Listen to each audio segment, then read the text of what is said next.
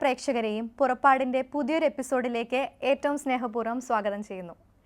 ഈ എപ്പിസോഡിലൂടെ നമ്മൾ പരിചയപ്പെടുന്നത് UAE സെൻറ്റ് ഫ്രാൻസിസ് അസിസി ജബൽ അലി ചർച്ചിലെ വിവിധ തരം ശുശ്രൂഷകൾ ചെയ്യുന്ന ഷൈനി ജിൻസനെയും വിനോ പീറ്റേഴ്സനെയുമാണ്. ഈ എപ്പിസോഡിലേക്ക് നിങ്ങളെ രണ്ടുപേരെയും ഏറ്റവും സ്നേഹത്തോടെ സ്വാഗതം ചെയ്യുന്നു. ആദ്യം നമുക്ക് സ്വയം ഒന്ന് പരിചയപ്പെടുത്താം. വിനോ ചേട്ടനിൽ നിന്നാണ് തുടങ്ങാം. എൻ്റെ പേര് ഇവിടെ പറഞ്ഞതുപോലെ വിനോ പീറ്റേഴ്സൺ. ഞാൻ നാട്ടിൽ തൃശ്ശൂർ അതിരൂപതാംഗാണ്. പാലക്കൽ ഇടവക, പാലക്കൽ സെൻറ്റ് മാത്യൂസ് ഇടവകയിലാണ് എൻ്റെ കുടുംബം ഉള്ളത്. ഇവിടെ ദുബായിൽ വന്നിട്ട് ഒരു 6 വർഷത്തോളമായി. നാട്ടിൽ വിവിധങ്ങളായ ശുശ്രൂഷയിലൂടെ കടന്നു വന്നതാണ്. കുടുംബസമ്മേളന യൂണിറ്റ് മുതൽ ചെറുപ്പം മുതൽ ആക്റ്റീവായിരുന്നു. പിന്നെ അതിനുശേഷം അതിൻ്റെ പലവിധ കമ്മിറ്റികളിലും, പള്ളിയിലും പല കമ്മിറ്റികളിലും, അതുപോലെ അതിരൂപത തലത്തിലെല്ലാം പാസ്റ്റർ കമ്മിറ്റിയിലെല്ലാം അംഗമായിക്കൊണ്ട് അങ്ങനെ കടന്നു വന്നു. അതേപോലെ എൻജിനീയറിംഗ് പഠിച്ച് കഴിഞ്ഞ് ഇവിടെയാണ് ജോലി കിട്ടിയത്. ദുബായ് UAEയിലാണ് ജോലി കിട്ടിയത്. അതിൻ്റെ ഭാഗമായിട്ട് ഇവിടെ താമസിക്കുന്നു. ഇവിടെ ഞാൻ പ്രവർത്തിക്കുന്നത് ജബൽ അലി ചർച്ചിലാണ്. അപ്പോൾ അവിടെ വരുന്ന വിവിധങ്ങളായിട്ടുള്ള ശുശ്രൂഷയിൽ നമ്മളെ കൊണ്ടാവുന്ന വിധത്തിലെല്ലാം പങ്കെടുത്തുകൊണ്ട് സജീവമായി മുന്നോട്ട് പോകുന്നു. വീട്ടിൽ ആരൊക്കെ ഉണ്ടെന്ന്? അപ്പച്ചൻ, അമ്മ, പിന്നെ അനിയൻ, അനിയത്തി. ഇവിടെ ഞാനും വൈഫും, ഞങ്ങൾ രണ്ടുപേരും ഇവിടെയാണ്. ഇനി നമുക്ക് ഷൈനി ചേച്ചീനെ പരിചയപ്പെടുത്താം. ഞാൻ കോഴിക്കോട് ജില്ലയിൽ താമരശ്ശേരി രൂപത പാറോപ്പടി സെൻറ്റ് ആൻ്റണീസ് ചർച്ച് ഇടവകമാണ്. എൻ്റെ ഹസ്ബൻഡ് ജിൻസൺ. എനിക്ക് 2 മക്കളുണ്ട്. ഹസ്ബൻഡിൻ്റെ ഇടവക കക്കയം, അവിടെയാണ് എന്നെ കല്യാണം കഴിച്ച് കൊണ്ടുപോയത്. ഇപ്പം ഞങ്ങൾ കോഴിക്കോട് സിറ്റിയിൽ താമസിക്കുന്നു. അവിടെ നിന്ന് വിവാഹത്തിന് ശേഷം ഞങ്ങൾ 2005 ദുബായിലേക്ക്, ഹസ്ബൻഡും പിള്ളേരും കൂടെ ദുബായിലേക്ക് വന്നു. ഇപ്പം മക്കൾ 2 പേരാണ്. ഹൃദ്യ, മോള് ഇവിടെ BCom SSCക്ക് പഠിക്കുന്നു. മോന് നിർമ്മൽ, അവൻ BCom SSCക്ക് പഠിക്കുന്നു. ഇവിടെ ജബൽ അലി പാരീഷിൽ 2005 മുതൽ വിവിധ ശുശ്രൂഷകൾ ചെയ്തു വരുന്നു. ഇത്രയും തിരക്കുള്ള ഈ ഒരു ജീവിതത്തിൽ ഈ ആത്മീയമായ ഈ പ്രവർത്തനങ്ങൾ ചെയ്യാനായിട്ട് നിങ്ങൾക്ക് എന്താണ് പ്രചോദനം കിട്ടിയത്? ചെറുപ്പത്തിലെ ഒരു അടിസ്ഥാനം എന്തായിരുന്നു എന്നൊന്ന് ചേട്ടനൊന്ന് പറയാമോ? ഏതൊരു കത്തോലിക്കനെ പോലെയും എൻ്റെയും വിശ്വാസത്തിൻ്റെ അടിസ്ഥാനം കുടുംബത്തിൽ നിന്നാണ്. കുടുംബം നമുക്ക് പകർന്നു തരുന്ന വിശ്വാസം, അത് നമ്മൾ പ്രവർത്തനങ്ങളിലൂടെ ശക്തിപ്പെട്ട് വരുമ്പോഴാണ് നമ്മളുടെ ആത്മീയ ജീവിതത്തിൽ കൂടുതൽ ഫലം പുറപ്പെടുവിക്കുന്നത്. എനിക്ക് വീട്ടിൽ നിന്ന് എപ്പോഴും കണ്ടിട്ടുള്ള കാര്യങ്ങൾ എന്ന് പറഞ്ഞു കഴിഞ്ഞാൽ അപ്പച്ചൻ്റെയും അമ്മയുടെയും ഓരോ പ്രാർത്ഥനാ ജീവിതവും, അവർ ഇപ്പോൾ നമ്മൾ ചിന്തിക്കുന്നത് പോലെ വലിയൊരു വചനപ്രഘോഷകരെ പോലെ ഒന്നല്ലെങ്കിലും തങ്ങളുടേതായ രീതിയിൽ അവരുടെ പ്രവർത്തനങ്ങൾക്കും എല്ലാത്തിനും ഞങ്ങൾക്ക് പഠിപ്പിച്ചു തന്നിരുന്നു. ഓരോ കാര്യങ്ങളും വിശ്വാസനായാലും. കുടുംബ പ്രാർത്ഥന ഏറ്റവും എടുത്തു പറയേണ്ട ഒരു കാര്യമാണ്. കുടുംബ പ്രാർത്ഥന വീട്ടിൽ അതൊരു എത്ര തിരക്കുള്ള ദിവസമാണെങ്കിൽ പോലും, എത്ര ക്ഷീണമുണ്ടെങ്കിൽ പോലും കുടുംബ പ്രാർത്ഥന ഒഴിവാക്കാറില്ല. പലപ്പോഴും ഞങ്ങൾ കുഞ്ഞുങ്ങളായിരിക്കുമ്പോൾ ഞങ്ങൾക്കൊരു മടിയൊക്കെ വരും. അപ്പോൾ ഞങ്ങൾ അമ്മയോട് അപ്പച്ചനോട് ചോദിക്കും, ഇന്ന് ഇത്ര നേരം ലേറ്റായില്ലേ, അല്ലെങ്കിൽ നമ്മൾ ഇന്ന് ഇങ്ങനെ ഒരു ദിവസം ആയതുകൊണ്ട് ഇന്ന് ഒഴിവാക്കിക്കൂടെ. അപ്പോൾ ഏറ്റവും ചുരുങ്ങിയത് ഒരു കുടുംബ പ്രാർത്ഥന ഞങ്ങളുടെ വീട്ടിൽ സാധാരണ 1 മണിക്കൂറാണ് ഒരു കുടുംബ പ്രാർത്ഥന നടക്കുന്നത്. അങ്ങനെയാണെങ്കിൽ അവർ ഓക്കെ ചുരുക്കി നടത്താമെന്ന് പറഞ്ഞിട്ട് ഒരു 20 മിനിറ്റെങ്കിലും അന്നത്തെ പ്രാർത്ഥനയും കാണും. അപ്പോൾ ഈ കുടുംബ പ്രാർത്ഥന മുടക്കാത്തത് നമ്മളുടെ ജീവിതത്തിൽ ഒരുപാട് അനുഗ്രഹങ്ങൾ കൊണ്ടുവന്നിട്ടുണ്ട് എന്നുള്ളത് എനിക്ക് ഉറപ്പാണ്. പിന്നീട് അതിന് ശേഷമാണെങ്കിലും വിശ്വാസത്തിൻ്റെ കാര്യത്തിലാണെങ്കിലും ഓരോ കാര്യങ്ങളിലും അപ്പച്ചനും അമ്മയും പറഞ്ഞു തരും. അതുപോലെ നമ്മൾ മതാധ്യാപകർ, അവിടെ പഠിച്ചിരുന്ന സ്ഥലത്തുള്ള ഓരോ അധ്യാപകരും നമ്മളെ വളർത്തി കൊണ്ടുവരാനും ഒക്കെ ആയിട്ട് വിവിധങ്ങളായ രീതികളിൽ നമ്മളെ സഹായിച്ചിരുന്നു. ആ അടിസ്ഥാനത്തിൻ്റെ മീതെ നമ്മൾ ഈശോയോട് ചേർന്ന് പോകാനായിട്ടൊക്കെ. അതുപോലെ എനിക്ക് പ്രത്യേകം ഓർക്കേണ്ട ഒരു കാര്യം എന്ന് പറഞ്ഞു കഴിഞ്ഞാൽ, മക്കളെ ഇപ്പം എനിക്ക് അറിഞ്ഞോളൂ, ഇപ്പോഴത്തെ കാലത്ത് എത്ര മാതാപിതാക്കൾ മക്കളെ ധ്യാനം അങ്ങനെയൊക്കെ വിടാനൊക്കെ ആയിട്ട് മുൻകൈ എടുക്കുന്നത്. പക്ഷേ എൻ്റെ അമ്മയും അപ്പനും മക്കളെ ധ്യാനത്തിന് വിടാനായിട്ട് ഫുൾ സപ്പോർട്ടാണ്. അതുകൊണ്ട് തന്നെ ഞാൻ ഹൈസ്കൂളിൽ എത്തുന്നതിന് മുൻപ് തന്നെ ഒരുപാട് ധ്യാനങ്ങളിൽ പങ്കെടുത്തിട്ടുണ്ട്. അതായത് ഇടവക ധ്യാനങ്ങളല്ല, താമസിച്ച് ഒരാഴ്ചയൊക്കെ താമസിച്ചുള്ള ധ്യാനങ്ങളിൽ തന്നെ പങ്കെടുത്തിട്ടുണ്ട്. അതിലൂടെയൊക്കെ കൈവന്നിരുന്നതെന്ന് പറഞ്ഞാൽ എൻ്റെ മാതാപിതാക്കൾക്ക് ഒരു പക്ഷേ ക്രിസ്തുവിനെ ആഴമായിട്ട് പറഞ്ഞു തരുന്നതിന് ഒരു പരിധികളുണ്ടായിരിക്കാം. കാരണം അവർ ഒരു സാധാരണ മനുഷ്യരാണ്. പക്ഷേ ഈ ധ്യാനങ്ങളിലൂടെ പങ്കെടുക്കുക വഴി ഞാൻ ആത്മീയമായിട്ട് ഒരുപാട് അനുഭവങ്ങൾ നേടിയിട്ടുണ്ട്. ഈ അനുഭവങ്ങളാണ് പിന്നീട് പലപ്പോഴും നമുക്ക് ജീവിതത്തിൽ പരീക്ഷണങ്ങൾ നേരിടുമ്പോൾ നമുക്ക് ശക്തിയായിട്ട് നിന്നിട്ടുള്ളത്. അപ്പോൾ ഈ വിശ്വാസത്തിലൂടെ രുചിച്ചറിഞ്ഞ ക്രിസ്തുവിനെയാണ് പ്രഘോഷിക്കാനായിട്ട് നമുക്ക് ശക്തി കിട്ടുന്നത്. ഷൈനി ചേച്ചിയുടെ ആ ചെറുപ്പത്തിലെ ഒരു ജീവിതാനുഭവങ്ങൾ, ഈ ഒരു ശുശ്രൂഷയിലേക്ക് അടിസ്ഥാനം കിട്ടാനുള്ള ആ ഒരു അനുഭവങ്ങൾ ചേച്ചി ഒന്ന് പറയാം. ഞാനിന്നിപ്പോൾ എൻ്റെ ഒരു ആത്മീയതയുടെ ലെവൽ ഇപ്പം എത്രയായിരിക്കുന്നോ അതെൻ്റെ മാതാപിതാക്കളുടെ തീർച്ചയായും അവരുടെ ആ ഒരു വിശ്വാസ പരിശീലനത്തിൻ്റെ വഴിയാണ്. പ്രത്യേകിച്ച് എൻ്റെ മമ്മി ഒത്തിരി ദേവാലയമായിട്ട്, ഞങ്ങളുടെ വീട് ശരിക്കും ദേവാലയത്തിൻ്റെ അടുത്തായിരുന്നു ചെറുപ്പകാലങ്ങളിൽ. അപ്പം ആ സമയത്ത് ദേവാലയങ്ങളിൽ ശുശ്രൂഷ ചെയ്യാനും അതുപോലെ വിശുദ്ധ ബലിയിൽ കൂടുതൽ പോകാനും കുടുംബ പ്രാർത്ഥന ഒരിക്കൽ പോലും മുടക്കാനും മമ്മി സമ്മതിച്ചിരുന്നില്ല. അപ്പോൾ ഒത്തിരി ലേറ്റ് ആണെങ്കിൽ പോലും ഞങ്ങൾ കുടുംബ പ്രാർത്ഥന ചൊല്ലി അത് കഴിഞ്ഞിട്ടേ കിടക്കാറുള്ളൂ. പിന്നെന്ന് പറയുമ്പം നമുക്കറിയാം, നമ്മൾ ഈ ഓരോ സ്കൂൾ കാലഘട്ടത്തിൽ നമ്മൾ ക്രിസ്മസിൻ്റെ അവധി, ഓണത്തിൻ്റെ അവധി, മധ്യവേനൽ അവധി അവിടെയൊക്കെ വരുമ്പോഴും നമുക്ക് ആ ഒരു അവധി സമയങ്ങളിൽ പള്ളികളിൽ കുർബാനയ്ക്ക് പോകാൻ വേണ്ടി അന്നൊക്കെ ചെറിയ ചെറിയ സമ്മാനങ്ങളായിരിക്കും അച്ഛന്മാരിങ്ങനെ പറയുന്നത്. ഡെയിലി 10 ദിവസം കുർബാനയ്ക്ക് വരുന്നവർക്ക് സമ്മാനമുണ്ട്. അപ്പോൾ അന്നൊക്കെ നമ്മൾ ആ സമ്മാനത്തിന് വേണ്ടിയായിരിക്കും മമ്മി നിർബന്ധിച്ചിട്ടായിരിക്കും പോയത്. പക്ഷേ അന്നത്തെ ആ ഒരു വിശുദ്ധ കുർബാനയുടെ, എനിക്ക് തോന്നുന്നു അതിൻ്റെ ആ വിശുദ്ധ കുർബാനയിൽ നിന്ന് കിട്ടിയ കൃപയും പരിശുദ്ധാത്മാവിൻ്റെ അഭിഷേകവുമാണ് മുന്നോട്ടുള്ള എൻ്റെ ജീവിതത്തിലും എൻ്റെ കുടുംബജീവിതത്തിലൊക്കെ അത് ശരിക്കും ഒത്തിരി ബാധിച്ചിട്ടുണ്ട്. എനിക്ക് ആത്മീയമായിട്ട് കൂടുതൽ വളരുവാനൊക്കെ അത് സാധിച്ചിട്ടുണ്ട്. പിന്നെ അന്ന് ഒരു 86-ലൊക്കെ സമയം ഈ പോപ്പുലർ മിഷൻ ധ്യാനങ്ങൾ ഒത്തിരി നമ്മുടെ ഇടവകളിലൊക്കെ നടത്തിയ സമയമായിരുന്നു. അന്ന് ആ പോപ്പുലർ മിഷൻ ധ്യാനത്തിലൊക്കെ എല്ലാ ദിവസവും എനിക്ക് തോന്നുന്നു ഞങ്ങളെ നിർബന്ധമായിട്ടും ഞങ്ങളെ മക്കളെ 3 പേരും മമ്മി കൊണ്ടുപോയി. അത് കഴിഞ്ഞിട്ട് ഞങ്ങളുടെ പരീക്ഷയിൽ നിന്ന് തന്നെ ഡിവൈനിൽ പോയി ഒരു 87 ആ കാലഘട്ടത്തിലൊക്കെ എൻ്റെ മമ്മിയായിരുന്നു ഏറ്റവും ആദ്യം പോയി അവിടെ ധ്യാനത്തിൽ കൂടുവാനും അതുപോലെ ഞങ്ങളെയും അതിൽ ആ ധ്യാനത്തിൽ പങ്കെടുപ്പിക്കാനൊക്കെ ശ്രമിച്ചു. അന്ന് ആ ഒരു സ്കൂൾ കാലഘട്ടത്തിൽ മുതൽ ധ്യാനത്തിലൊക്കെ പങ്കെടുത്തു. ആ ഒരു ആത്മീയത്തിലായിരുന്നു ഞങ്ങൾ വളർന്നു വന്നത്.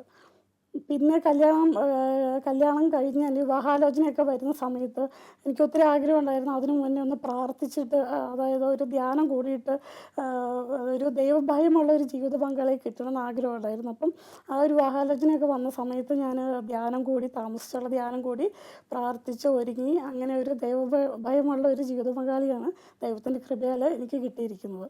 പിന്നെ വിവാഹശേഷം 2 മക്കളുമായിട്ട് ഞങ്ങൾ ദുബായിലേക്ക് 2005 വരുന്നു. അവിടെ വന്നു കഴിഞ്ഞ് ദുബായി വന്നതിന് ശേഷവും ഞങ്ങൾ 1 വർഷം ഞങ്ങൾ അജ്മാനിൽ താമസിച്ചപ്പോൾ അവിടെ ഞാൻ പ്രാർത്ഥനാ കൂട്ടായ്മ അവിടെയൊന്നും ഇല്ലായിരുന്നു. എങ്കിൽ പോലും ദുബായ് സെൻറ്റ് മേരീസിൽ ഫാസ്റ്റിംഗ് പ്രയർ ഉണ്ടായിരുന്നു എവരി ഫസ്റ്റ് ഫ്രൈഡേയിൽ. അപ്പോൾ ഞങ്ങൾ മക്കളെയും കൊണ്ട് അജ്മാനിൽ നിന്ന് ഇവിടെ വരികയും ആ ഫാസ്റ്റിംഗ് പ്രയർ പങ്കെടുക്കുകയും ശരിക്കും ആത്മീയമായിട്ട് അപ്പം തന്നെ പിള്ളേരും അന്ന് ചെറുപ്പ കാലഘട്ടമായിരുന്നു. അവരെ ആത്മീയതയിലേക്ക് കൂടുതലിങ്ങനെ വളരുവാനും അതുപോലെ ധ്യാനത്തിൽ പങ്കെടുക്കാനും ഒക്കെ ആ ഒരു തീക്ഷ്ണതയോടെ മക്കളെ കൊണ്ടുവരാൻ ശ്രമിച്ചു. അത് കഴിഞ്ഞിട്ട് 1 വർഷം കഴിയുമ്പോൾ ഞങ്ങൾ ജബലരി സെൻറ്റ് ഫ്രാൻസിസ് അസീസിലേക്ക് 2005 കടന്നു വരികയും അന്ന് ഞങ്ങൾ അവിടെ വന്ന് താമസിച്ച് അന്ന് ഫസ്റ്റ് ഡേയിൽ തന്നെ ഞാൻ ഹസ്ബൻഡിനോട് പറഞ്ഞു നമുക്ക് പള്ളി എവിടെയാണ് കണ്ടുപിടിക്കാം. അങ്ങനെ ഞങ്ങൾ പള്ളി അന്വേഷിച്ച് പോയി ജബലരി സെൻറ്റ് ഫ്രാൻസിസ് അസീസ് തൊട്ടടുത്ത് തന്നെ അവിടെ പോയി കണ്ടുപിടിക്കുകയും അന്നത്തെ വികാരിയായിരുന്ന ഫാദർ ജോൺസൺ അച്ഛനെ പരിചയപ്പെട്ടു. അച്ഛനോട് പറഞ്ഞു കൂട്ടായ്മ ഇവിടെ ഫാമിലി എന്തെങ്കിലും കൂട്ടായ്മ ഉണ്ടോ എന്ന് ചോദിച്ചപ്പോൾ അച്ഛൻ പറഞ്ഞു ഇതുവരെ ഒന്നുമില്ല. അപ്പോൾ ഞങ്ങൾ 5-6 ഫാമിലികൾ മാത്രമേ ഫാമിലി ആയിട്ടുണ്ടായിരുന്നുള്ളൂ. ബാക്കിയെല്ലാം ബാച്ചിലേഴ്സാണ് ആ ക്യാമ്പുകളിൽ നിന്ന് വരുന്നത്. അപ്പം അത് കഴിഞ്ഞിട്ട് പിന്നെ ഞങ്ങൾ ഈ 5-6 ഫാമിലിയെ പരിചയപ്പെടുന്നു. ഞങ്ങൾ ഒരുമിച്ച് ഒരു ചെറിയൊരു പ്രാർത്ഥനാ കൂട്ടായ്മ അവിടെ തുടങ്ങി. വിനോദ് ചേട്ടൻ്റെ നാട്ടിലെ കുറച്ച് അനുഭവങ്ങളുണ്ടോ? പ്രത്യേക ഒരു ഇൻസിഡൻറ്റ് എന്തെങ്കിലും ഈ ഒരു ആത്മീയതയിലേക്ക് വരാനുള്ള ഒരു പ്രത്യേക ഇൻസിഡൻറ്റ് അല്ലെ അതിനൊരു അടിസ്ഥാനം ഉറപ്പിക്കാനുള്ള ഒരു കാരണം? തീർച്ചയായിട്ടും എനിക്ക് ചെറുപ്പം മുതലേ ഞാൻ പറഞ്ഞിരുന്നത് പോലെ തന്നെ മാതാപിതാക്കൾ ധ്യാനങ്ങൾക്ക് കൊണ്ടുപോകാനും എന്നെ തനിച്ച് ധ്യാനത്തിന് അയക്കാനൊക്കെ മുൻകൈ എടുത്തിരുന്നു.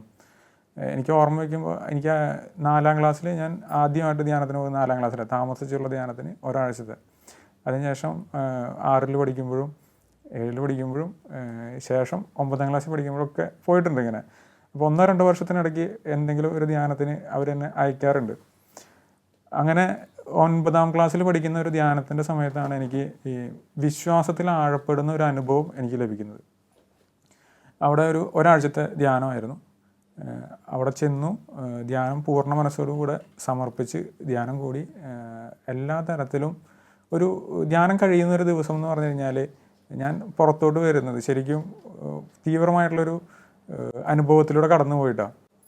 ഞാൻ കടന്നു വരുന്ന അതേ സ്ഥലം ശരിക്കും നമ്മൾ അപ്പസ്തോല പ്രവർത്തനങ്ങൾ വായിക്കുകയാണെങ്കിൽ പുതുവീഞ്ഞ് കുടിച്ച ലഹരി എന്ന് പറയുന്ന ഒരു ഭാഗമുണ്ട്. പലപ്പോഴും ആൾക്കാർക്ക് മനസ്സിലാവില്ല ഇത് എന്താണെന്നുള്ളത്. പക്ഷേ ഞാനത് അനുഭവിച്ച ഒരു ദിവസങ്ങളായിരുന്നു. കാരണം ഞാൻ വന്നു കയറുന്നത് പഴയ അതേ വീട്ടിലേക്കാണ്, ഞാൻ വരുന്നത് പഴയ അതേ വഴികളിലൂടെയാണ്. പക്ഷേ എൻ്റെ കാഴ്ചകൾ മുഴുവൻ പുതിയതായിരുന്നു. ഇത് പറയുമ്പോൾ പോലും എനിക്കറിയില്ല നിങ്ങൾക്ക് എത്രമാത്രം അതിനെ ഉൾക്കൊള്ളാൻ സാധിക്കുന്നത്. പക്ഷേ തീർച്ചയായിട്ടും അന്ന് എനിക്ക് കിട്ടിയ ഒരു സന്തോഷം, ആത്മീയ സന്തോഷം എന്ന് പറയുന്നത്, ആ ഒരു എക്സൈറ്റ്മെൻറ്റ്, അല്ലെങ്കിൽ നമ്മൾ ബൈബിളിൽ വായിച്ചതുപോലെ പുതുവീഞ്ഞ് കുടിച്ച ആ ലഹരി എന്ന് പറയുന്നത് പോലുള്ള ഒരു അനുഭവം എനിക്കൊരു 2-3 ദിവസത്തോളം തുടർച്ചയായിട്ടുണ്ടായിരുന്നു. അന്ന് എനിക്ക് മനസ്സിലായി ഈ ക്രിസ്തു എന്ന് പറയുന്നത് കേട്ടുകേൾവിയുള്ള അല്ലെങ്കിൽ ചരിത്രത്തിൽ ജീവിച്ചു മരിച്ചൊരു മനുഷ്യനല്ല, ഇന്നും നമ്മുടെ ഇടയിൽ ജീവിക്കുന്ന, നമ്മളെ സ്പർശിക്കുന്ന ശക്തിയാണെന്നുള്ളത് ആ 9ാം ക്ലാസ്സുകാരൻ്റെ മനസ്സിൽ അന്ന് തന്നെ പതിഞ്ഞു കഴിഞ്ഞിരുന്നു. ആ ഒരു ഇതുകൊണ്ട് തന്നെ വിശ്വാസത്തിൽ അടിയുറച്ച് നിൽക്കാനുള്ള ഒരു അനുഭവമായിട്ട് അതെൻ്റെ ജീവിതത്തിൽ പലപ്പോഴും എനിക്ക് ഉണ്ടായിട്ടുണ്ട്. പിന്നീട് അവിടെ നിന്ന് മുതൽ ഞാൻ ക്രിസ്തുവിന് വേണ്ടി കൂടുതൽ പ്രവർത്തിക്കാനും ക്രിസ്തു എന്ന് പറഞ്ഞൊരു അനുഭവം മറ്റുള്ളവർക്ക് പകർന്നു കൊടുക്കാനും വേണ്ടിയിട്ട് ഓടാൻ തുടങ്ങി. അതാണ് എൻ്റെ ജീവിതത്തിലെ ഒരു എടുത്തു പറയേണ്ട ഒരു സംഭവമായിട്ട് ഉള്ളത്. കുറേയൊക്കെ എനിക്ക് മനസ്സിലാവും. കാര്യം ഞാനും എൻ്റെ മാതാപിതാക്കളും ഇതുപോലെ തന്നെയായിരുന്നു. എൻ്റെ മമ്മിയും എൻ്റെ വീടിൻ്റെ തൊട്ടടുത്ത് തന്നെ ഒരു ധ്യാന കേന്ദ്രമുണ്ട്. അപ്പോൾ നമ്മളും ചെറുപ്പത്തിൽ ഇങ്ങനെ ധ്യാനം കൂടിയ അനുഭവങ്ങൾ ഒത്തിരി ഉണ്ട്. നമ്മൾ പിള്ളേരുടെ ധ്യാനം, പ്രത്യേകിച്ച് പിള്ളേരുടെ ധ്യാനമായിട്ടുണ്ട്. അതിൽ നിന്ന് നമുക്ക് കിട്ടുന്ന ഒരു അനുഭവം വളരെ നല്ലൊരു അനുഭവമാണ്. അത് ധ്യാനം കൂടി കഴിയുമ്പോൾ, പ്രത്യേകിച്ച് ശരിയാണ് ചേട്ടൻ പറഞ്ഞ, അവസാനത്തെ ദിവസം കിട്ടുന്ന ഒരു അനുഭവം ചിലപ്പോൾ ഒരു ഒറ്റപ്പെട്ട ഒരു പ്രത്യേക ധ്യാനമായിരിക്കും. കുറേ ധ്യാനങ്ങൾ കൂടിയിട്ടുണ്ടെങ്കിൽ ചിലപ്പോൾ ഒരു ധ്യാനമായിരിക്കും നമ്മളെ സ്പർശിക്കുന്നത്. ഇപ്പം എന്നെ ഒരു ധ്യാനത്തിൽ സ്പർശിച്ചത് അന്ന് കിട്ടിയൊരു നല്ല കുമ്പസാരമായിരുന്നു. നമ്മൾ സാധാരണ ആ കൂദാശ സ്വീകരിക്കുന്ന സമയം നമുക്കറിയില്ല കൂദാശയുടെ ഒരു ഇമ്പോർട്ടൻസ് എന്താണെന്ന്. പക്ഷെ അതാണ് അന്ന് എനിക്ക് കിട്ടിയൊരു, പക്ഷെ അതിൽ നിന്ന് നമ്മൾ മാതാപിതാക്കളോട് തിരിച്ചു പെരുമാറുന്നത്, അതിൽ നിന്നൊക്കെ ഒത്തിരി വ്യത്യാസം വരുത്താൻ പറ്റി ധ്യാനങ്ങൾ. ഷൈനി ചേച്ചിയിലേക്ക് നമുക്ക് വരാം. ഷൈനി ചേച്ചിയുടെ ജീവിതത്തിൽ അങ്ങനെ ഒരു പ്രത്യേക ഏതെങ്കിലും ഒരു ഇൻസിഡൻറ്റ് അല്ലെങ്കിൽ ഒരു ധ്യാനം അല്ലെങ്കിൽ എന്തെങ്കിലും ഒരു സംഭവം ജീവിതത്തിൽ ഉണ്ടായിട്ടുണ്ടെങ്കിൽ അതൊന്ന് ഷെയർ ചെയ്യാമോ? ഞാൻ പറഞ്ഞതുപോലെ ആ ഒരു ധ്യാനം കൂടി കഴിഞ്ഞപ്പം എനിക്ക് തോന്നുന്നു ഒരു 86-90 ആ സമയത്ത് പോയി ധ്യാനം കൂടി വന്ന് തിരിച്ച് ഞങ്ങളുടെ ഇടവകയിൽ എത്തിക്കഴിഞ്ഞപ്പോൾ ഞങ്ങൾ എൻ്റെ ഏജിലുള്ള ഒരു കുറച്ച് കുട്ടികൾ എല്ലാവരും കൂടി ഞങ്ങളൊരു കൂട്ടായ്മ രൂപീകരിച്ചു. അതിലൂടെ ഞങ്ങൾ എവറി സാറ്റർഡേ രാവിലെ ആ കൂട്ടായ്മയിൽ വരികയും പ്രാർത്ഥിക്കുകയും അന്ന് നമുക്കിങ്ങനെ പല വരങ്ങളുണ്ട്, അതുപോലെ ഭാഷാവരം, നമുക്കതിനെപ്പറ്റി കൂടുതൽ അറിയത്തില്ലായിരുന്നു. പക്ഷെ ഞങ്ങൾ അന്ന് ആ കൂട്ടായ്മയിലൊക്കെ എനിക്ക് തോന്നുന്നു അന്ന് പ്രാർത്ഥിച്ച് അവിടെ ഞങ്ങൾ കൂട്ടായ്മയിൽ സ്തുതിച്ച് പ്രാർത്ഥിച്ച സമയത്ത് എനിക്ക് ആദ്യമായിട്ട് ഭാഷാവരം ലഭിക്കുന്നത്. അതിനു മുന്നേ എനിക്ക് അറിയത്തില്ലായിരുന്നു എന്താണെന്നുള്ളത്. പിന്നെ വചനത്തിൽ കൂടുതൽ വചനം വായിക്കാനും പഠിക്കുവാനും ഒക്കെ അന്ന് മുതൽ ആ ഒരു തീഷ്ണത എന്നിൽ ഉണ്ടായി. പിന്നെ അത് കഴിഞ്ഞിട്ട് കോളേജ് കാലഘട്ടത്തിലാണെങ്കിലും ഞാനൊരു ക്രിസ്ത്യൻ കോളേജിലാണ് പഠിച്ചത്. അപ്പം അവിടെയും ഹോസ്റ്റലിലാണെങ്കിലും ഞങ്ങൾക്ക് പ്രയറും കാര്യങ്ങളൊക്കെ ഉള്ളപ്പം അവിടെ ലീഡർഷിപ്പോടെ ഓരോ കാര്യങ്ങൾ ചെയ്യാനും പ്രാർത്ഥിക്കാനും ഒക്കെ ഈ ഒരു ധ്യാനത്തിൽ നിന്നും അല്ലെങ്കിൽ എൻ്റെ കുടുംബത്തിൽ നിന്നും കിട്ടിയ അനുഭവമാണ് എനിക്ക് അതിന് സാധിച്ചത്. അത് കഴിഞ്ഞ് ഇവിടുന്ന് എൻ്റെ ആ ഒരു കോളേജ് കാലഘട്ടം കഴിഞ്ഞ് വിവാഹ ജീവിതത്തിലേക്ക് വരുമ്പോഴും എനിക്ക് ആ തീഷ്ണതയ്ക്ക് ഒട്ടും കുറവില്ലാണ്ട് കൂടുതൽ അത് മുന്നോട്ട് കൊണ്ടുപോകാനൊക്കെ സാധിച്ചു. അതിന് എൻ്റെ മാതാപിതാക്കൾ, അപ്പോൾ ഞാൻ എൻ്റെ കുടുംബത്തിൽ നിന്നാണെങ്കിലും എൻ്റെ മാതാപിതാക്കൾ എപ്പോഴും ദേവാലയത്തോടും അതുപോലെ വൈദികരോടും സിസ്റ്റേഴ്സിനോടും ഒക്കെ ഒരു പ്രത്യേക സ്നേഹത്തിലാണ് അവരുടെ പെരുമാറിയിരുന്നത്. അപ്പോൾ അന്ന് മുതൽ ഞാനും ഈ ഒരു വൈദികരെയും സിസ്റ്റേഴ്സിനെയും ഒക്കെ ഒന്ന് ബഹുമാനിക്കാനും സ്നേഹിക്കാനും ഒക്കെ എനിക്ക് സാധിച്ചു. അതൊക്കെ എൻ്റെ മാതാപിതാക്കളിൽ നിന്ന് എനിക്ക് കിട്ടിയ കാര്യങ്ങളാണ്.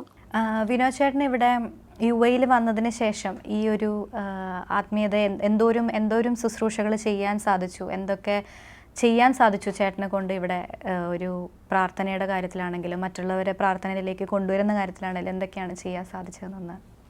ഇവിടെ UAE കടന്ന് വരുന്നത് തന്നെ ഒരു അനുഭവത്തിലൂടെ ആയിരുന്നു. ഞാൻ ശരിക്കും പറഞ്ഞാൽ ഞാൻ M.Tech കംപ്ലീറ്റ് ചെയ്തതിന് ശേഷം ഇവിടെ ജോലി അന്വേഷിച്ച് വിസിറ്റിംഗ് വിസയിലാണ്. എനിക്ക് തോന്നുന്നു ഇവിടെ ഒരുപാട് പ്രവാസികൾ അങ്ങനെയായിരിക്കും ഇവിടെ എത്തി തുടങ്ങിയിട്ടുണ്ടാവുക, അവരുടെ ജീവിതം തുടങ്ങിയിട്ടുണ്ടാവുക. ഒരു നവംബർ മാസത്തിൽ 2014, കൃത്യമായിട്ട് പറഞ്ഞാൽ 2014 നവംബർ മാസത്തിലാണ് ഞാനിവിടെ എത്തുന്നത്. അതിനുശേഷം തുടർച്ചയായിട്ട് 2 മാസവും ഞാൻ പൂർണ്ണമായിട്ടും ഈ ജോലി അന്വേഷിക്കുക എന്നുള്ള ഒരൊറ്റ കാര്യത്തിലായിരുന്നു മുഴുകിയിരുന്നിരുന്നത്. മറ്റു പലരും ഇവിടെ ചിലപ്പോൾ വിസിറ്റിലൊക്കെ വന്നു കഴിഞ്ഞാൽ എന്തെങ്കിലും സ്ഥലം കാണാനൊക്കെ പോകും. ഞാൻ ഒരു സ്ഥലത്തേക്കും പോയില്ല. നമ്മൾ താമസിച്ച ഒരു ആ റൂമിലിരുന്നു കൊണ്ട് അന്വേഷിക്കുന്നു. അതുപോലെ പറ്റാവുന്ന വിധത്തിലൊക്കെ പുറത്തിറങ്ങി CV കൊടുത്തൊക്കെ അന്വേഷിക്കുന്നു. 2 മാസം കഴിഞ്ഞും എനിക്കൊരു ജോലിയൊന്നും ആയില്ല. അങ്ങനെ ഞാൻ എന്നും ഇതുപോലെ കർത്താവിൻ്റെ അടുത്ത് പേഴ്സണൽ പ്രെയർ ചെയ്യുമ്പോൾ കർത്താവിൻ്റെ അടുത്ത് കലഹിക്കും, കർത്താവ് ഇവിടെ വന്ന് 2 മാസമായി ഒരു കോള് പോലും കിട്ടുന്നില്ല. അങ്ങനെ ആ നവംബർ മാസം മുഴുവൻ കഴിഞ്ഞു എനിക്ക് ഒരൊറ്റ കോൾ പോലും കിട്ടിയില്ല. ഡിസംബർ മാസത്തിൽ എനിക്ക് 1-2 കോളുകൾ കിട്ടി. പക്ഷേ അത് ഞാൻ പഠിച്ചത് മെക്കാനിക്കൽ എഞ്ചിനീയറിംഗ് ആണ്. പക്ഷെ അതുമായിട്ടൊരു ബന്ധമില്ലാത്ത ചില ജോലികളൊക്കെയാണ് കിട്ടിയത്. അപ്പോൾ അതുകൊണ്ട് ഞാനത് ഒഴിവാക്കി. വീണ്ടും ഡിസംബർ മാസത്തിൽ ക്രിസ്മസ് വന്നു. ക്രിസ്മസ് വരുമ്പോൾ ഞാൻ അന്ന് ദുബായിലാണ് താമസിച്ചിരുന്നത്. ദുബായ് പള്ളിയിലാണ് പോയി കുർബാന കൂടുന്നതും എല്ലാം ചെയ്തിരുന്നത്. ദുബായ് പള്ളിയിൽ പോകുമ്പോൾ ക്രിസ്മസിൻ്റെ കുർബാന കഴിഞ്ഞ് എല്ലാവരും വളരെ സന്തോഷത്തോടു കൂടി നിൽക്കുക. ആ സമയത്ത് ഞാനാണെങ്കിൽ തകർന്ന് തരിപ്പണമായ ഒരു അവസ്ഥയിലാണ്. സത്യം പറഞ്ഞു കഴിഞ്ഞാൽ ഇവിടെ വിസിറ്റിങ്ങിന് വരിക എന്ന് പറഞ്ഞാൽ തന്നെ അത്യാവശ്യം ചിലവുള്ളൊരു കാര്യമാണ്. അപ്പോൾ നല്ലൊരു പൈസ നമ്മുടെ കയ്യിൽ നിന്ന് ചിലവായിട്ടുണ്ട്. അപ്പോൾ ഞാൻ ഇവിടെ വന്ന് ദുബായ് പള്ളിയുടെ മുന്നിൽ എല്ലാവർക്കും അറിയാം, അവിടെ ഒരു ഗ്രോട്ടോ ഉണ്ട്, മാതാവിൻ്റെ ഒരു ഗ്രോട്ടോ ഉണ്ട്. അതിൻ്റെ മുന്നിൽ എല്ലാവരും ചിരിച്ച് സന്തോഷിച്ചുള്ള ഹാപ്പി ക്രിസ്മസ് പറയുമ്പോൾ എനിക്ക് അവിടെ ആരും ഫ്രണ്ട്സ് ഇല്ല, സുഹൃത്തുക്കളില്ല. കാരണം ഞാൻ താമസിച്ചിരുന്ന ഒരു വിസിറ്റിന് വന്ന് താമസിച്ചിരുന്ന ഒരു മുസ്ലിംസിൻ്റെ ഇടയിലുള്ളൊരു റൂമിലാണ്. അപ്പോൾ ആരും റൂമിലായിട്ടും എനിക്ക് അങ്ങനെ കാര്യമായിട്ട് പരിചയമില്ല. എനിക്കൊരു കസിൻ ഉണ്ടായിരുന്നു, പുള്ളി അബുദാബിയിലായിരുന്നു. അദ്ദേഹമാണ് എനിക്ക് ഇവിടെ വേണ്ട കാര്യങ്ങൾ സഹായിച്ചിരുന്നത്. അപ്പോൾ ആ സമയത്ത് അറ്റ് ആ പർട്ടിക്കുലർ പോയിന്റ് ഓഫ് ടൈം ആരും ഇല്ല എൻ്റെ കൂടെ. അപ്പോൾ ഞാൻ ശരിക്കും മാതാവിനെ നോക്കി കരഞ്ഞു പോകുന്നൊരവസ്ഥയിലാണ് നിൽക്കുന്നത്. ഞാൻ പറഞ്ഞു, ഇവിടെ എല്ലാവരും സന്തോഷിച്ച് നിൽക്കുമ്പോൾ ഞാൻ മാത്രം ഇങ്ങനെ ദുഃഖിച്ചുകൊണ്ട് നിൽക്കുകയാണ്. അമ്മേ മാതാവേ നീ കാണുന്നില്ലേ എന്ന് പറഞ്ഞ് അവിടെ നിന്ന് ഹൃദയത്തിൽ തൊട്ട് വിളിച്ച് പ്രാർത്ഥിച്ചു. അതിനുശേഷം ഞാൻ ചെന്ന് ഈശോയോട് പറഞ്ഞു, ഇന്ന് മുതൽ ഞാൻ ജോലി അന്വേഷണം നിർത്തി. കാരണം ഈ വന്ന 2 മാസത്തോളം ഓരോ ദിവസം 20-25 ഇമെയിലുകളിലും അപ്ലിക്കേഷനെങ്കിലൊക്കെ അയക്കുന്നുണ്ട്. അങ്ങനെ നോക്കി കഴിഞ്ഞാൽ ഒരുപാട് അപ്ലിക്കേഷൻ ഈ ഇടയ്ക്ക് തന്നെ അയച്ചു കഴിഞ്ഞു. 500-600 ഒക്കെ അപ്ലിക്കേഷൻ അയച്ചു കഴിഞ്ഞു. ഇതിൽ നിന്ന് എന്തെങ്കിലും ഉണ്ടെങ്കിൽ തരിക. എൻ്റെ പരിശ്രമം കൊണ്ട് എനിക്ക് ജോലി കിട്ടില്ല എന്നുള്ളത് എനിക്ക് ബോധ്യമായി എന്ന് പറഞ്ഞ് ഞാൻ കീഴടങ്ങുന്നൊരു പ്രാർത്ഥനയായിരുന്നു. അതിനുശേഷം ഞാൻ 26-ാം തീയതി ഞാൻ ഫുള്ള് റെസ്റ്റ് എടുത്തു. മറ്റത് പുലർച്ചെ എഴുന്നേറ്റ് ജോലിക്ക് അപ്ലൈ ചെയ്യുക, അങ്ങനെ ഫുൾ ടൈം അപ്ലൈ ചെയ്യൽ മാത്രമാണ് എൻ്റെ ഒരു പ്രവൃത്തി വരുന്നത്. അങ്ങനെ 27-ാം തീയതിയാണ് എനിക്കൊരു ഇൻ്റർവ്യൂ കോൾ കിട്ടുന്നത്. 27-ാം തീയതി ഇൻ്റർവ്യൂ കോൾ കിട്ടി. ഞാൻ അവിടെ ചെന്ന് പിറ്റേ ദിവസം ഇൻ്റർവ്യൂവിന് പോയി. ഇൻ്റർവ്യൂ കഴിഞ്ഞു. അപ്പോൾ അവിടെ ചെല്ലുമ്പോൾ ഞാൻ ഈശോയോട് ചോദിച്ചിരുന്ന, ഇവിടെ എനിക്ക് പ്രാർത്ഥിക്കുമ്പോൾ ഈശോയോട് ഞാൻ പറയും, ഈശോ എനിക്ക് ഇന്ന പോലെ ഉള്ള ജോലി വേണം, ഞാൻ പഠിച്ചതിന് ചേർന്ന ജോലി വേണം, ഇത്ര ശമ്പളം വേണം, അങ്ങനെയൊക്കെ ഒരുപാട് നിബന്ധനകളൊക്കെ ഉണ്ടായിരുന്നു. പക്ഷേ എനിക്ക് അവിടെ ചെന്നപ്പോൾ എനിക്ക് പഠിച്ചതുമായിട്ട് ബന്ധപ്പെട്ട ജോലിയാണ്, പക്ഷേ ഞാൻ ചോദിച്ച ശമ്പളമൊന്നുമില്ല. എങ്കിലും ആ ഒരു സാഹചര്യത്തിൽ ഞാനത് സ്വീകരിച്ചു. അതിനുശേഷം ഇന്ന് വരെയും ഞാൻ അതേ കമ്പനിയിലാണ് വർക്ക് ചെയ്യുന്നത്. പക്ഷേ ഞാൻ ഈശോയോട് ചോദിച്ചതിനേക്കാൾ അധികം ശമ്പളം എനിക്ക് ഒറ്റ വർഷത്തിനുള്ളിൽ തന്നെ ആ കമ്പനിയിൽ നിന്ന് കിട്ടി. അപ്പോൾ എനിക്ക് പിന്നീട് ദൈവം എൻ്റെ പേഴ്സണൽ പ്രയറിൽ എനിക്ക് വെളിപ്പെടുത്തിയെന്നൊരു കാര്യമുണ്ട്. കാരണം ഇതേ ജോലി തന്നെ ദൈവം എനിക്ക് ആദ്യത്തെ ദിവസം തന്നിരുന്നെങ്കിൽ 1 വർഷം ഞാൻ സ്വീകരിക്കില്ലായിരുന്നു. അപ്പോൾ ദൈവത്തിന് നമ്മുടെ ജീവിതത്തിൽ ഇടപെടാനുള്ള ഒരു സമയമുണ്ട്. അത് നമ്മുടെ തക്ക സമയത്ത് ദൈവം ഇടപെട്ടുള്ളൂ. അങ്ങനെ 28-ാം തീയതി എനിക്ക് ജോലി കിട്ടി. 31-ാം തീയതി എനിക്ക് തിരിച്ച് ന്യൂ ഇയറിന് ഞാൻ നാട്ടിൽ ലാൻഡ് ചെയ്യുന്ന പറയും. 31-ാം തീയതി വൈകിട്ടായിരുന്നു എനിക്ക് ഫ്ലൈറ്റ്. പോകുമ്പോൾ ജോലിയായിട്ടാണ് ഞാൻ ഇവിടെ നിന്ന് പോയത്. അവിടെ നാട്ടിൽ ചെന്ന് 2 മാസത്തിന് ശേഷം ഇവിടെ വന്നു. അപ്പോൾ അവിടെ നിന്ന് മുതൽ ഇവിടെ ജോലി നേടിയത് മുതൽ ദൈവം എന്നെ ഓരോ അനുഭവങ്ങളിലൂടെ കടത്തിവിടുക. അങ്ങനെ ഞാൻ വന്ന് താമസിക്കുന്നത് അൽക്കൂസിൽ ഫസ്റ്റ് വരുന്നത് ഞങ്ങളുടെ കമ്പനിയുടെ അൽക്കൂസിൽ ഒരു ലേബർ ക്യാമ്പിലാണ് എനിക്ക് വന്ന് കിട്ടുന്നത്. അപ്പോൾ ഞാൻ അവിടെ വന്നപ്പോൾ ആദ്യം അന്വേഷിച്ചു എവിടെയാണ് പള്ളി എന്നുള്ളത്. ഇത് ചെറുപ്പം മുതലുള്ളൊരു ശീലമാണ്. ഒരു ചെറിയൊരു കാര്യത്തിന് നമ്മൾ താമസിച്ചിരുന്ന സ്ഥലം വിട്ടിട്ട്, ഇപ്പോൾ ഞാൻ പലപ്പോഴും തിരുവനന്തപുരത്ത് എക്സാം എഴുതാനും അങ്ങനെ പലപ്പോഴും കേട്ട് പോയിട്ടുണ്ട്. അപ്പോൾ പോകുന്നതിന് മുൻപേ തലേദിവസം പള്ളി എവിടെയാണ് എന്നുള്ളത് സെർച്ച് ചെയ്ത് കണ്ടുപിടിച്ച് ഇതിന് ശേഷമാണ് നമ്മൾ ആ സ്ഥലത്തേക്ക് പോകുന്നത്. അപ്പോൾ അതുപോലെ ഇവിടെ വന്നു, ജബലാലി വന്ന് ആദ്യത്തെ ആഴ്ച തന്നെ അവിടെ അറിയാവുന്നവരെല്ലാവരുടെ അടുത്തും ചോദിച്ചു. അപ്പോൾ പറഞ്ഞു ജബലാലിക്ക് ബസ് പോകുന്നുണ്ട്. അങ്ങനെ ആണ് ഞാൻ ജബലാലി ഇടവകയിലേക്ക് ആദ്യമായിട്ട് ഇവിടെ കടന്നു വരുന്നത്. അങ്ങനെ ബസ്സിൽ പോയി തുടങ്ങിയപ്പോൾ ഇവർ പറഞ്ഞു നമുക്കൊരു പ്രാർത്ഥനാ കൂട്ടായ്മയുണ്ട്, അവിടെ വരണം എന്ന് പറഞ്ഞു. ശരി, പ്രാർത്ഥനാ കൂട്ടായ്മയ്ക്ക് വരാം. ആദ്യത്തെ കുറച്ച് ദിവസങ്ങളിൽ ഞാൻ പോയിരുന്നില്ല. അതിന് ശേഷം റംസാൻ്റെ ഒരു സമയം വന്നപ്പോൾ നമുക്ക് ഒരുപാട് ഫ്രീ ടൈം ഉണ്ട്. അപ്പോൾ ഞാൻ നേരത്തെ കൂട്ടി തന്നെ ഈ ജബലാലിയുടെ ഈ പ്രാർത്ഥനാ കൂട്ടായ്മ എനിക്കറിഞ്ഞൂടാ. ഇപ്പോൾ നമ്മുടെ നാട്ടിൽ നിന്ന് കാണുന്ന ഒരു വ്യക്തികൾക്ക് സങ്കല്പിക്കാൻ സാധിക്കാത്തൊരു കൂട്ടായ്മയാണ്. ഞാനും ദുബായ് എന്ന് കേട്ട് ഇവിടെ വരുമ്പോൾ എൻ്റെ മനസ്സിൽ ഒരുപാട് സ്വപ്നങ്ങളുണ്ടായിരുന്നു. ദുബായ് എന്ന് പറഞ്ഞു കഴിഞ്ഞാൽ ദുബായിയുടെ ഏറ്റവും ലക്ഷറിയസ് ആയിട്ടുള്ളൊരു മുഖമാണ് നമ്മൾ കൂടുതലും നാട്ടിൽ നിന്നുള്ളവർ കണ്ടിട്ടുള്ളൂ. അങ്ങനെ ഇവിടെ പ്രാർത്ഥനാ കൂട്ടായ്മ എന്ന് പറഞ്ഞ് ഞാൻ ചെന്ന് അവർ പറഞ്ഞ സ്ഥലത്തേക്ക് ചെല്ലുമ്പോൾ അവിടെ കാണുന്നത് ശൂന്യം, അവിടെ കാണുന്നതൊന്നുമില്ല. അപ്പോൾ ഞാൻ ചെന്ന എന്നെ കൊണ്ടുപോയ ചേട്ടൻ്റെ അടുത്ത് ചോദിച്ചു, ചേട്ടാ ഇവിടെയാണോ പ്രാർത്ഥന നടക്കുന്നത്? ഇത് തന്നെയാണ്. അവിടെ ലിറ്ററലി അക്ഷരാർത്ഥത്തിൽ പറഞ്ഞു കഴിഞ്ഞാൽ മണലാരണ്യം, വെറും മണൽ മാത്രം, വേറെ ഒന്നുമില്ല. കുറച്ച് കൂന കൂട്ടി അവിടെ എവിടെയും മണൽ കൂനകൾ കിടക്കുന്നുണ്ട് എന്നുള്ളതല്ലാതെ സിറ്റിയുടെ നടുക്ക് തന്നെയുള്ള ഒഴിഞ്ഞൊരു പറമ്പ്, അത്രേ ഉള്ളൂ അതിൽ. അവിടെ ചെന്ന് നിന്ന് വെറുതെ ഒരു പായ വിരിച്ച് മുകളിലോട്ട് കൈ വിരിച്ച് സ്വർഗസ്ഥനായ പിതാവേ എന്ന് വിളിക്കുമ്പോൾ ഉള്ളൊരു ആ അർത്ഥം, അത് നമ്മൾ വീട്ടിലിരുന്ന് വിളിക്കുന്നതല്ല. അതിൻ്റെ ഒരു അനുഭവത്തിൽ കടന്നു വന്നപ്പോൾ പിന്നീട് ഒറ്റ ദിവസം പോലും ഞാൻ ആ പ്രാർത്ഥനാ കൂട്ടായ്മ മുടക്കിയിട്ടില്ല. അൽക്കൂസ് അവിടെ താമസിച്ചിരുന്ന അത്രയും കാലം പൂർണ്ണമായിട്ടും ആ പ്രാർത്ഥനാ കൂട്ടായ്മയുടെ ഭാഗമായി ഞാൻ. അവരുടെ അവിടെ നിന്ന് ആ റംസാൻ കാലത്ത് ചെയ്യുന്ന ഇപ്പോഴും അവർ തുടർന്നുകൊണ്ട് പോകുന്നുണ്ടെന്ന് കരുതുന്നു ഞാൻ. ഇപ്പോൾ കോവിഡിൻ്റെ പ്രശ്നങ്ങളുള്ളത് കൊണ്ട് എനിക്ക് അറിഞ്ഞൂടാ എത്ര കൃത്യമായിട്ട് നടക്കുന്നുണ്ട്. അല്ലെങ്കിൽ ഇപ്പോഴും ചെയ്യുന്ന ഒരു കാര്യം എന്ന് പറഞ്ഞാൽ അവർ ഈ റംസാന് കിട്ടുന്ന ഒഴിവ് സമയങ്ങളിൽ അവർ മറ്റ് ക്യാമ്പുകളിൽ കയറി ഇറങ്ങിക്കൊണ്ട് സുഹൃത്തുക്കളെ പള്ളിയിലോട്ട് പോകാം എന്ന് പറഞ്ഞുകൊണ്ട് ക്ഷണിക്കുന്ന ഒരു രീതിയുണ്ട്. ഔട്ട്റീച്ച് എന്ന് പറയും നമ്മളിവിടെ. അപ്പോൾ ഈ ഔട്ട്റീച്ചിൻ്റെ ഭാഗമായിട്ടൊക്കെ ഞാൻ അൽക്കൂസിലുള്ള ഓൾമോസ്റ്റ് എല്ലാ ക്യാമ്പുകളും കയറി ഇറങ്ങിയിട്ടുണ്ട്. അപ്പോൾ ഇതിനൊക്കെ പോകുമ്പോൾ ഈ ഔട്ട്റീച്ച് തുടങ്ങുന്നതിന് മുമ്പ് ഒരു പ്രാർത്ഥനയോട് കൂടിയിട്ട് എല്ലാവരും വട്ടം കൂടി നിന്ന്, അത് ഏത് റോഡിൻ്റെ സൈഡിലാണെങ്കിൽ ആ സൈഡിൽ നിന്ന് വട്ടം കൂടി നിന്ന് പ്രാർത്ഥിച്ച് സ്തുതി പറഞ്ഞ് എല്ലാവരും ഓരോ ടീമായിട്ടൊക്കെ പോകുന്നതൊക്കെ ജീവിതത്തിലേക്ക് വലിയ അനുഭവമായിരുന്നു. അതിലൂടെ ഈ പ്രാർത്ഥനാ കൂട്ടായ്മയാണ് എൻ്റെ ഈ ദുബായിലെ അല്ലെങ്കിൽ ജബലാലി പള്ളിയുടെ ജീവിതത്തിന് ഒരു തുടക്കം കുറിച്ചത്. പിന്നീട് അവിടെ നിന്നാണ് ഞാൻ പലവിധ ശുശ്രൂഷകളിലേക്ക് ഇങ്ങനെ ഉയർന്ന് ദൈവം കൊണ്ടുപോയത് മുഴുവൻ. നമ്മളുടെ ജീവിതത്തിൽ നടക്കുന്ന പല കാര്യങ്ങളും ചിലപ്പോൾ നമ്മൾ വിചാരിച്ച പോലെ നടക്കുന്ന കാര്യങ്ങളായിരിക്കാം, ചിലപ്പോൾ നമ്മൾക്ക് ഇഷ്ടപ്പെടാത്തതായിരിക്കാം, അല്ലെങ്കിൽ ചിലപ്പോൾ സഹനമായിരിക്കാം. അതൊക്കെ ദൈവത്തിൻ്റെ ഒരു അറിവോടും തീരുമാനത്തോടു കൂടെയാണ് നമുക്ക് മനസ്സിലാക്കാൻ പറ്റുന്നതാണ് നമ്മുടെ ജീവിതത്തിലെ ഏറ്റവും വലിയൊരു തിരിച്ചറിവ് എന്നാണ് എനിക്ക് ഫീൽ ചെയ്തിട്ടുള്ളത്. ഇപ്പോൾ ചേട്ടൻ്റെ ലൈഫിൽ പറഞ്ഞ അനുഭവം, ചേട്ടൻ വിചാരിച്ച ജോലി കിട്ടി, പക്ഷേ ശമ്പളം കിട്ടിയില്ല, പക്ഷേ വേറൊരു പോയിന്റ് ഓഫ് ടൈമിൽ അത് കിട്ടി. അപ്പം അത് ദൈവത്തിൻ്റെ തീരുമാനമായിരുന്നു, അന്ന് അത് ആ ഒരു ലെവലിൽ നിന്ന് ഉയർന്നു വരണമായിരുന്നു എന്നുള്ളത് അല്ലേ? തീർച്ചയായിട്ടും. ചേച്ചിയുടെ ഇവിടെ UAE വന്നിട്ടുള്ള ഒരു ഈ ശുശ്രൂഷകൾ ചെയ്യാനുള്ള ഒരു എന്തൊക്കെ ചെയ്തു, ചേച്ചിക്ക് എങ്ങനെ മറ്റുള്ളവർ ഇതിലേക്ക് കൊണ്ടുവരാൻ പറ്റി, ചേച്ചിക്ക് എങ്ങനെ കുറച്ചുകൂടി ഉയരാൻ പറ്റി എന്നുള്ള ഒരു എക്സ്പീരിയൻസ് ഒക്കെ ഒന്ന് പറയാം.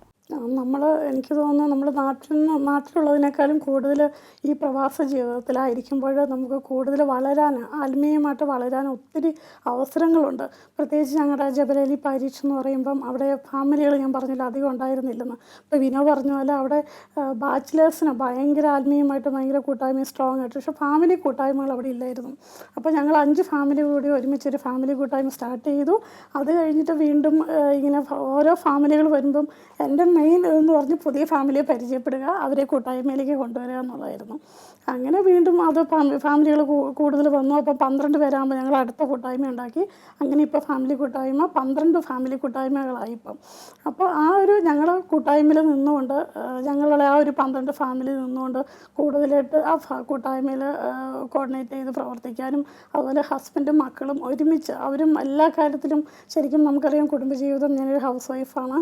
അപ്പം ആ ഒരു മക്കളുടെ പഠനം, അവരെ പഠിപ്പിക്കുന്നു, അതിനിടയ്ക്ക് ഹസ്ബൻഡിൻ്റെ കാര്യം നോക്കണം, ഓരോ കാര്യം ചെയ്യുന്നുണ്ടെങ്കിലും അതിൻ്റെ ഇടയ്ക്ക് ഈ ഒരു കൂട്ടായ്മയുടെ വളർച്ചയ്ക്ക് വേണ്ടിയും ഓരോ ഫാമിലിനെയും, ഇപ്പോൾ ഒരു ഫാമിലി ഒരു കൂട്ടായ്മയിൽ വന്നില്ലെങ്കിൽ ആ ഫാമിലിയെ വിളിച്ച് പേഴ്സണലായിട്ട് വിളിച്ച് കൂട്ടായ്മയിൽ വരുവാനും കൊണ്ടുവരാനും ഒക്കെ ശ്രമിച്ചു. അതുപോലെ തന്നെ കുടുംബത്തിൽ മക്കൾ, എനിക്ക് ഹസ്ബൻഡിന് ഒരാഗ്രഹമുണ്ട് ഒത്തിരി ആത്മീയമായിട്ട് മക്കളെ വളർത്തണമെന്നുള്ളത്. അപ്പം ആ ഒരു അവർക്ക് ആ ആത്മീയതയിലേക്ക് വളരുവാനുള്ളൊരു തുടക്കമാണ് അവരെ ഞാൻ മലയാളം കമ്മ്യൂണിറ്റിയിൽ ജബലാലി തുടങ്ങിയ സമയത്ത് അവിടെ ഓൾട്ടോ സർവീസിൽ കുട്ടികൾ ഇല്ലായിരുന്നു. അപ്പോൾ ഞാൻ അച്ഛനോട് ചോദിച്ചു, ഇങ്ങനെ മക്കൾ 2 പേരും ഓൾട്ടോ സർവീസിൽ അവരാദ്യം ജോയിൻ ചെയ്തു. അത് കഴിഞ്ഞിട്ട് ഇപ്പം ആ ഒരു ഓൾട്ടോ സർവീസിൽ ഐ തിങ്ക് വിനോ എനിക്ക് തോന്നുന്നു 60ഓളം കുട്ടികളിപ്പം ഫാദർ ബിജുവിൻ്റെ നേതൃത്വത്തിൽ അച്ഛൻ തുടങ്ങി, അച്ഛൻ ഇനീഷ്യലിൽ ചെയ്തു. ഇപ്പോൾ അത്രമാത്രം കുട്ടികൾ ആ ഒരു ഓൾട്ടോ സർവീസിലുണ്ട്. അപ്പോൾ അന്നത്തെ ആ ഒരു അനുഭവം എന്ന് പറഞ്ഞാൽ ഇവർ 2 പേരും ഓൾട്ടോ സർവീസിൽ വന്നു. ഇവർ ഇംഗ്ലീഷ് കാറ്റഗറീസിനായിരുന്നു രാവിലെ പോയിക്കൊണ്ടിരുന്നത്. അത് കഴിഞ്ഞിട്ട് ഈ ഒരു ഓൾട്ടോ സർവീസിൽ നിൽക്കാൻ പിള്ളേർക്ക് ഇഷ്ടമായിരിക്കുമല്ലോ. അപ്പോൾ അതിൻ്റെ ഒരു ഇതിൽ അവർ വീണ്ടും മലയാളം കുർബാനയ്ക്ക് വീണ്ടും വരുന്നു. അപ്പോൾ ഡെയിലി അവർ ഫ്രൈഡേയ്സിൽ 2 മാസം അവർ കൂടാറുണ്ടായിരുന്നു. അപ്പം അവർ ആ ഓൾട്ടോ സർവീസിൽ നിന്നു. അത് കഴിഞ്ഞിട്ട് അവരെയും അതുപോലെ അവർ ആത്മീയതയിലേക്ക് വളരുവാനും കൂട്ടായ്മയിൽ, അതുപോലെ നമുക്കറിയാം ഈ ജബലാലിയിൽ ഈ കരിസ്മാറ്റിക് കൂട്ടായ്മ അന്ന് ബാച്ചിലേഴ്സായിരുന്നു കൂടുതൽ. അപ്പം ആ ഒരു കൂട്ടായ്മയിലേക്ക് ഞങ്ങൾ ഹസ്ബൻഡും ഞാനും പോകുമ്പം ഈ മക്കൾ ചെറുതായിരുന്നു. ആ സമയത്ത് മക്കളെയും കൂട്ടിക്കൊണ്ട് പോകും. അപ്പം ഫാമിലിയായിട്ട് അവിടെ കൂട്ടായ്മയിൽ വരുന്ന ഒരു ഫാമിലി കൂട്ടായ്മയിൽ ഞങ്ങൾ മാത്രം ഉണ്ടായിരുന്നല്ലോ. അപ്പം ആദ്യമൊക്കെ പിള്ളേർ ചെറുതായപ്പോൾ അവർ പോരും, കുറച്ചുകൂടെ ടീനൊക്കെ ആയപ്പം അവർ ഞങ്ങൾ മാത്രമുള്ളൂ ഈ കൂട്ടായ്മയിൽ വരുന്നെന്നും പറഞ്ഞുകൊണ്ട് അവർക്ക് ഒത്തിരി മടിയൊക്കെ കാണിക്കുമെങ്കിലും നിർബന്ധപൂർവ്വം അവരെ കൊണ്ടുപോയിരുന്നു ഞങ്ങൾ എല്ലാ കൂട്ടായ്മയിലും. പിന്നെ അതുപോലെ തന്നെ ഞങ്ങൾ ആ ഒരു വർഷത്തിൽ ഞങ്ങളുടെ വെക്കേഷനിൽ വരുമ്പോൾ ഞങ്ങൾ താമസിച്ചുള്ള ധ്യാനം, നാട്ടിൽ എവിടെയാണെങ്കിലും മക്കളെയും കൂട്ടി കുടുംബസമേതം ഒരു താമസിച്ചുള്ള ധ്യാനം ഞങ്ങൾ കൂടുമായിരുന്നു. ആ ഒരു നമുക്കറിയാം ഒരു ബാറ്ററിയൊക്കെ ചാർജ് ചെയ്യുന്ന പോലെ നമ്മൾ ഇയർലി ഒരു ധ്യാനം കൂടി വന്നു കഴിയുമ്പം വീണ്ടും നമ്മൾ ഇവിടേക്ക് യുയിലേക്ക് കടന്നു വരുമ്പം ശുശ്രൂഷ മേഖലയിൽ കൂടുതൽ ആത്മീയമായിട്ട് പ്രവർത്തിക്കാനും ഒക്കെ സാധിക്കും. അതുപോലെ കുടുംബത്തിൽ തന്നെയാണെങ്കിലും വീട്ടിലെ കുടുംബ പ്രാർത്ഥന ഞങ്ങൾ ഒരിക്കലും മുടക്കാറില്ല. എത്ര ലേറ്റ് ആണെങ്കിലും കുടുംബ പ്രാർത്ഥന ഞങ്ങൾ ഒരുമിച്ച് മക്കളെ കൂട്ടിച്ചെല്ലും. അവർ കൂട്ടായ്മയിലാണെങ്കിലും കുടുംബ പ്രാർത്ഥനയുടെ ആവശ്യതയെ പറ്റിയൊക്കെ ഇടയ്ക്കിടയ്ക്ക് ഞാനും ഓർമ്മിപ്പിക്കും കൂട്ടായ്മയിൽ. അതുപോലെ ഞങ്ങൾക്ക് അമ്മമാരുടെ ഒരു കൂട്ടായ്മ അതുപോലെ ഞങ്ങൾ അങ്ങനെ തുടങ്ങാമെന്ന് ആരംഭിച്ചു. അങ്ങനെ എവരി വെനസ്ഡേയിൽ ഞങ്ങൾ ഒരു 10-15 അമ്മമാർ ഒരുമിച്ച് ആ ഒരു കൂട്ടായ്മ ഉണ്ടാക്കുകയും അതിൽ ഞങ്ങൾ റോസറി ചെല്ലുകയും അതുപോലെ എന്തെങ്കിലും ആവശ്യങ്ങൾ ഓരോ കുടുംബത്തിലും ഉണ്ടെങ്കിൽ അവരവരുടെ ആവശ്യങ്ങൾ ഞങ്ങളുടെ ഈ കൂട്ടായ്മയിൽ അറിയിക്കുകയും അതിനുവേണ്ടി പ്രാർത്ഥിക്കുകയും എപ്പോഴും ഞങ്ങൾക്ക് തമ്പുരാനൊരു ഉത്തരം നമുക്ക് തരികയും ചെയ്തിട്ടുണ്ട്. പരിശുദ്ധ അമ്മയുടെ വലിയ എനിക്ക് തോന്നുന്നു അമ്മമാരുടെ പ്രാർത്ഥന പരിശുദ്ധ അമ്മ ഏറ്റെടുക്കും എന്നുള്ള തെളിവാണത് ശരിക്കും. അങ്ങനെ ആ ഒരു ആത്മീയതയിലേക്ക് ശരിക്കും വളരാനും ആ ഒരു അമ്മമാരുടെ കൂട്ടായ്മയെ സാധിച്ചു. മക്കളാണെങ്കിൽ തന്നെ വിശുദ്ധ കുടുംബ പ്രാർത്ഥനയിൽ അവരും അതുപോലെ സജീവമായിട്ട് പങ്കെടുക്കുകയും അതുപോലെ സങ്കീർത്തനം 91 ഞങ്ങളെപ്പോഴും കൈ കോർത്ത് പിടിച്ച് ഞങ്ങൾ പ്രാർത്ഥിക്കും. മക്കളും കൂടി ഞങ്ങൾ 4 പേരും ഒരുമിച്ചിരുന്ന് പ്രാർത്ഥിക്കും. അവർക്ക് ഇപ്പോഴും ആ ഒരു പ്രാർത്ഥനയിലുള്ള മടിയോ അങ്ങനെ ഒന്നുമില്ല, എപ്പം വേണമെങ്കിലും പ്രാർത്ഥിക്കണം എന്ന് പറയുമ്പോൾ അതുപോലെ വചനം കൂടുതൽ പിള്ളേരെ പഠിപ്പിക്കാനൊക്കെ ഞാൻ ശ്രമിച്ചിരുന്നു. എനിക്ക് തോന്നുന്നു 2 പേർക്കും മോർ ദാൻ 25 വചനം 2 മക്കൾക്കും അറിയാം. അപ്പം ആ ഒരു മക്കളെയും അവരുടെ കൂടുതലും ഞാൻ വിചാരിക്കുക തലമുറകൾ നമ്മൾ കഴിഞ്ഞ് നമ്മുടെ തലമുറകൾ അവരുടെ തലമുറകൾ അനുഗ്രഹിക്കപ്പെടുവാൻ നമ്മൾ മക്കൾക്ക് കൂടുതൽ ആ ഒരു ആത്മീയത കൊടുക്കണം എന്നുള്ളൊരു കാഴ്ചപ്പാടുള്ള വ്യക്തിയാണ് ഞാൻ. അപ്പോൾ അതിനുവേണ്ടി ശ്രമിക്കുന്നുണ്ട്. കൂട്ടായ്മയിൽ ഞങ്ങൾ പലപ്പോഴും അമ്മമാർ ഞങ്ങളത് ഡിസ്കസ് ചെയ്യാറുമുണ്ട്. ജനറലി നമ്മൾ പറയുകയാണെങ്കിൽ കുടുംബ പ്രാർത്ഥനയാണ് എല്ലാ കുടുംബങ്ങളുടെയും ഒരു അടിസ്ഥാനം. നമ്മളുടെ മാതാപിതാക്കൾ നമുക്ക് പകർന്നു തന്നത് നമ്മൾ നമ്മളുടെ മക്കൾക്ക് പകർന്നു കൊടുക്കുക, അത് തലമുറകളോളം നിലനിൽക്കുന്ന ഒരു. തീർച്ചയായിട്ടും ഇത് ചേർത്ത് പറയുകയാണെങ്കിൽ ഞങ്ങളുടെ വീട്ടിൽ കുടുംബ പ്രാർത്ഥന മക്കളെ കൊണ്ടാണ് ചെല്ലിക്കുക. പക്ഷേ അതിൽ ബൈബിൾ വായിക്കുക എന്ന് പറയുന്നത് പ്രത്യേക ഒരു പ്രിവിലേജ് ആയിട്ടാണ് ഞങ്ങൾ കണക്കാക്കിയിരുന്നത്. അപ്പോൾ അത് കൂടുതലും മുതിർന്ന് അത്യാവശ്യം നന്നായി വായിക്കാനൊക്കെ അറിഞ്ഞു കഴിഞ്ഞാൽ അപ്പോൾ ഞങ്ങൾ തമ്മിൽ മത്സരമാണ്. അപ്പോൾ അതായത് ബൈബിൾ വായിക്കണം എന്നുണ്ടെങ്കിൽ ആദ്യമേ നമ്മൾ വീട്ടിൽ പറഞ്ഞ് കേൾപ്പിക്കണം, ബൈബിൾ എനിക്ക് വായിക്കാൻ അറിയാം, അക്ഷരത്തെറ്റൊന്നും വരാൻ പാടില്ല. ബൈബിൾ തന്നെ ഒരുപാട് തവണ വായിച്ച് പരിശീലിച്ച് പിന്നീട് കുടുംബ പ്രാർത്ഥനയ്ക്ക് ഞാൻ ഇന്ന് ബൈബിൾ വായിക്കും എന്നൊക്കെ പറഞ്ഞ് അനിയന്മാരുടെ അടുത്ത് അനിയത്തിമാരുടെ അടുത്തൊക്കെ പറഞ്ഞ് അല്ലെങ്കിൽ എല്ലാവരുടെ അടുത്തും പറഞ്ഞ് വളരെ ഒരു പ്രോത്സാഹനം കൊടുക്കുന്നൊരു രീതി ഞങ്ങളുടെ കുടുംബത്തിനുണ്ടായിരുന്നു. അതുകൊണ്ട് തന്നെ ഞാൻ മുതിർന്ന് വരുമ്പോഴേക്കും ബൈബിളിലെ ഒട്ടുമിക്ക ഭാഗങ്ങളും പല തവണയായിട്ട് വായിച്ചും അല്ലാതെ പേഴ്സണലി വായിച്ചും ഒക്കെ ബൈബിളിലേക്ക് കയറി ചെല്ലുന്നതിനാണ്. അതുപോലെ തന്നെ എനിക്ക് ചെറുപ്പത്തിൽ തന്നെ മാതാപിതാക്കൾ പേഴ്സണലായിട്ട് ഒരു ബൈബിൾ തന്നു. പുതിയ നിയമമായിരുന്നു ആദ്യം എനിക്ക് തന്നത്. അത് തന്ന് വായിക്കാനുള്ളൊരു പരിശീലനമൊക്കെ തന്നിരുന്നു. അപ്പോൾ ഇതൊക്കെ നമ്മുടെ കത്തോലിക്ക കുടുംബങ്ങളിൽ ഇത്തരം രീതികളൊക്കെ ഉള്ളത് നമ്മുടെ വിശ്വാസ ജീവിതത്തിന് ഒരുപാട് ബലം നൽകുന്നതാണെന്ന് ഇന്ന് ഞാൻ തിരിഞ്ഞു നോക്കുമ്പോൾ മനസ്സിലാകുന്നുണ്ട്. നിങ്ങൾ ഈ ഷെയർ ചെയ്ത കാര്യങ്ങൾ ഒരുപാട് കുടുംബങ്ങൾക്ക് പ്രചോദനമാവട്ടെ. കുടുംബ പ്രാർത്ഥനയിലേക്കുള്ള ഒരു അടിസ്ഥാനവും കുടുംബ പ്രാർത്ഥന ചൊല്ലാനുള്ളതും ബൈബിൾ വായിക്കാനുള്ള ഒരു ഇൻസ്പിറേഷൻ ഒരുപാട് കുടുംബങ്ങൾക്കാവട്ടെ എന്ന് നമുക്ക് പ്രാർത്ഥിക്കാം. ഇവരുടെ ഈ അനുഭവങ്ങൾ ഇവിടെ തീരുന്നില്ല. അടുത്ത എപ്പിസോഡിൽ നമ്മൾ കാണുന്നത് വരെ എല്ലാവർക്കും പ്രാർത്ഥനയിലായിരിക്കാം.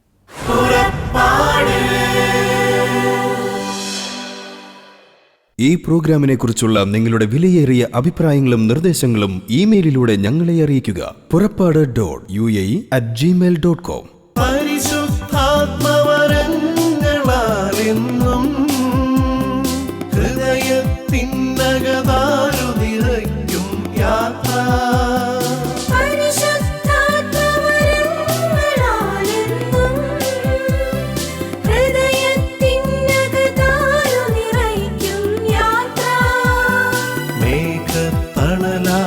അഗ്നിനാളമായി പാത തെളിക്കും സ്നേഹത്തിൻ പുതുയാത്ര.